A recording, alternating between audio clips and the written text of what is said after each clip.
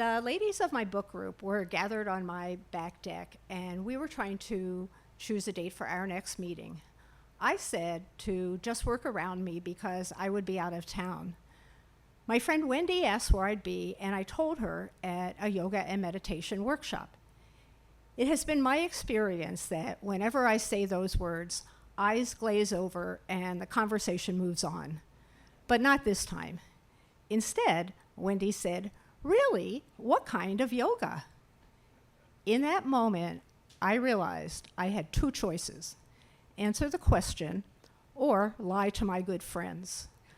I decided that honesty, although the more difficult choice, was the best policy, and so I said, "Well, Tantra?" And then Wendy said, "Tantra? What in the world is that?"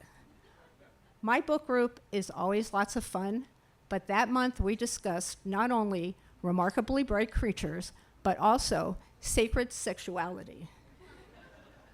The first Tantra workshop I ever attended with my then gentleman friend and now husband Bill was in 2010 at the Omega Institute for Holistic Studies in the Hudson Valley. The title of the workshop was Tantra, the Yoga of Love. The workshop began Friday evening with everyone dancing around the large meeting room, making eye contact with people we had never met before, presumably to ease the transition from the outside world. Saturday morning, there actually was a meditation, the Chakra Wisdom Meditation. It involved movement and breathing, accompanied by intense primal drumming. Blindfolds were optional. Saturday afternoon, we learned how to create a sacred space with our partner and all about the wave of bliss, which, no matter what it sounds like, is all about breathing. Saturday evening, we were assigned some home play, which I have to tell you is exactly what it sounds like. Sunday morning, everyone gathered back in the large meeting room for the final activity of the weekend. All I'm going to say about Sunday is that's when it dawned on me why all the windows in the big meeting room were taped over with butcher paper, and I'll leave it at that. Now, most of the other participants in the workshop were at least a generation younger than us, but there was one couple who were kind of our age, and the woman had grown kids just like I do. Sunday over lunch, I asked her, "Where exactly do your kids think you are this weekend?" And that's where I learned the yoga and meditation trick.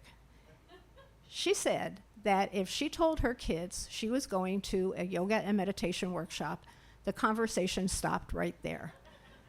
So I followed her suggestion, and it worked really well for a very long time. I wrote about yoga and meditation workshops in a couple of Christmas letters. I posted about it on Facebook. I even mentioned something to my ex-husband, hoping he would ask for details.